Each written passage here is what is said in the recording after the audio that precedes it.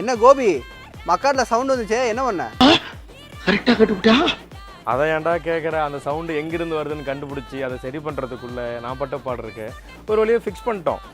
பேசிக்காக வந்து இந்த மட்கார்டில் வந்து ஒரு நாய்ஸ் வந்துகிட்டே இருந்தது. வண்டி திருப்புறப்போ ஷோரூம் கொண்டு போய் கொடுத்தேன். அவங்க ஃபஸ்ட்டு என்ன பண்ணாங்க, இந்த டயரை கழட்டாங்க. டயரை கழட்டி மறுபடியும் ஃபிக்ஸ் பண்ணி பார்த்தான். நாய்ஸ் வந்துகிட்டே தான் இருந்தது. அதுக்கப்புறம் என்ன பண்ணாங்க, இந்த சஸ்பென்ஷனோட டார்க் அட்ஜஸ்ட் பண்ணாங்க, டைட்னஸ் அட்ஜஸ்ட் பண்ணாங்க. அதுக்கப்புறமும் நாய்ஸ் வந்துகிட்டே இருந்தது.